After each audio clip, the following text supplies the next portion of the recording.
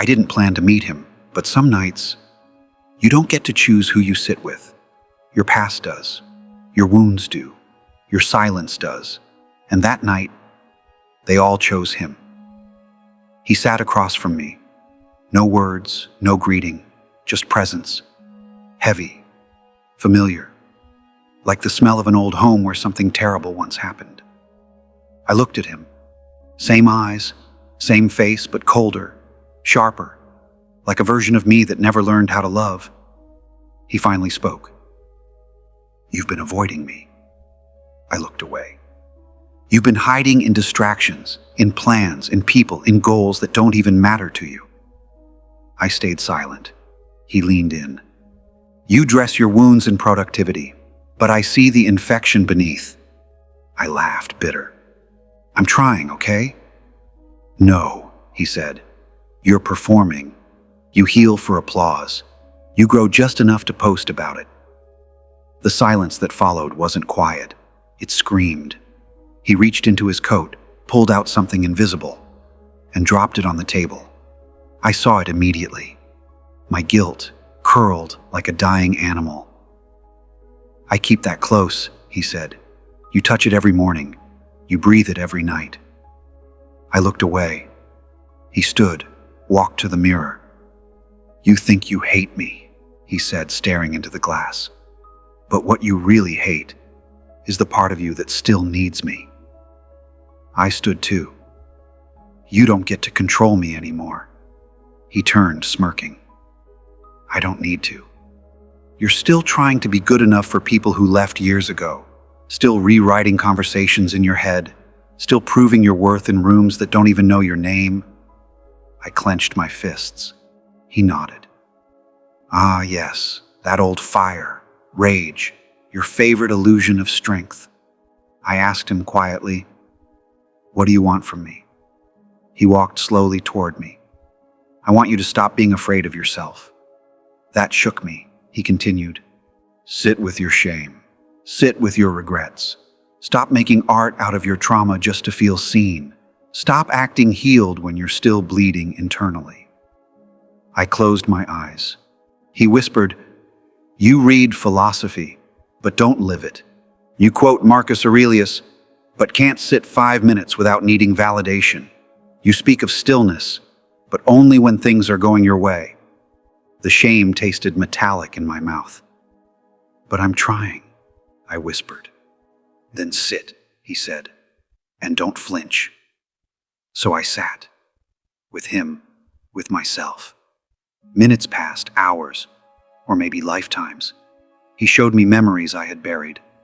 The time I said yes when I should have screamed no. The look in my mother's eyes when she realized I was breaking. The silence I gave someone who only needed the truth. The apology I still haven't given. The part of me that collapsed when I lost her and pretended I didn't care. It all came back. Not as pain, but as mirrors. And slowly.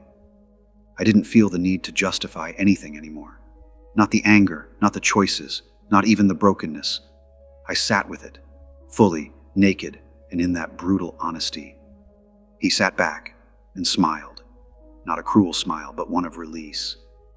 "You're getting it," he said. "What?" "That pain isn't the enemy. Your resistance to it is." I exhaled, not in defeat, but in surrender. And he said something I'll never forget.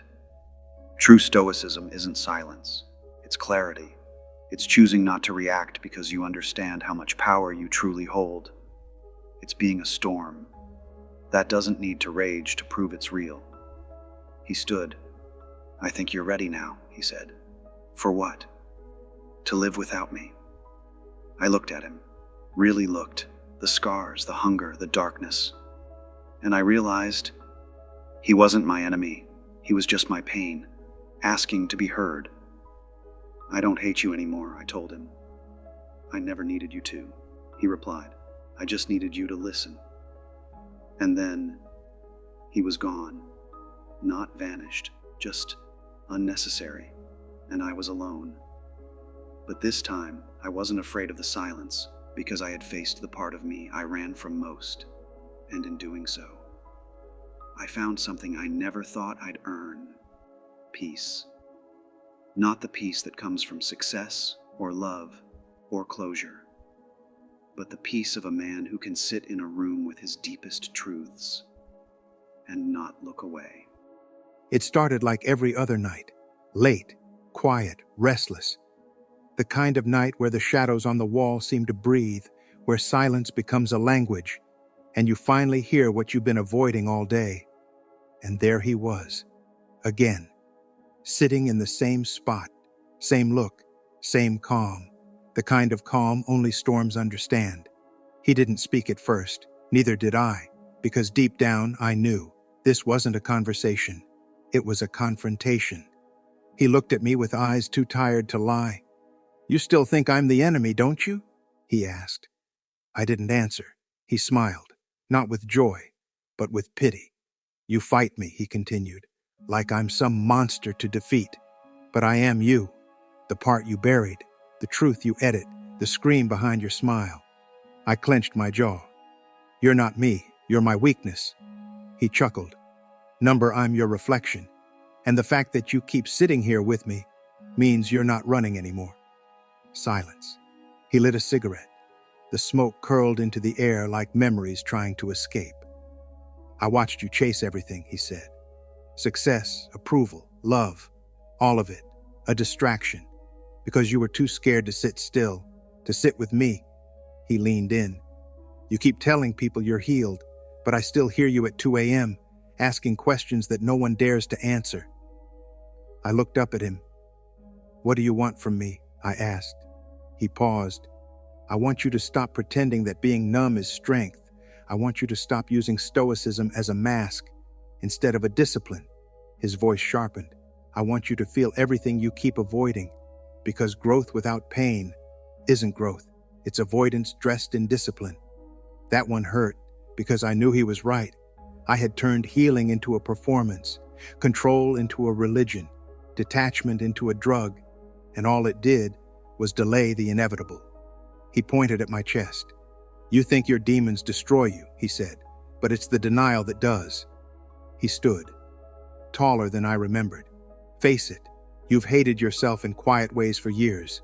You've punished yourself by staying silent when you needed to speak, by shrinking when you wanted to scream, by accepting less, because somewhere along the line, you believed that's all you deserved." Tears welled up. I looked away. He kept going. "You mastered being strong for others, but you forgot how to be soft with yourself. You forgave people who broke you, but you never forgave you for letting them." He walked toward the door. "But tonight," he said, "I'm not here to torment you. I'm here to say goodbye." I blinked. "What?" "You finally listened," he said. "You didn't distract. You didn't numb. You sat. You faced me. You let it burn." He looked at me one last time. "And now, you're free." He opened the door. "But I'll come back," he added, "if you ever forget. Because healing isn't a finish line, it's a practice." Then he vanished into the night. No smoke, no sound, just gone. And for the first time in years, I didn't feel empty. I felt present. I didn't feel fearless, but I felt honest. I didn't feel invincible, but I felt enough. And maybe that's all we're really searching for in this life. Not perfection, not certainty, just enough. Enough reason to stay, enough strength to try again, enough clarity to know I am not what hurt me. I am what survived it and chose to rise. This is Stoicism, not the death of feeling, but the mastery of response. Not the absence of demons, but the courage to sit with them until they teach you something worth remembering. If this spoke to something inside you, don't forget to subscribe. There's more to uncover, more truths to face, and you don't have to do it alone. See you in the next video. Until then, stay still, stay strong, stay true.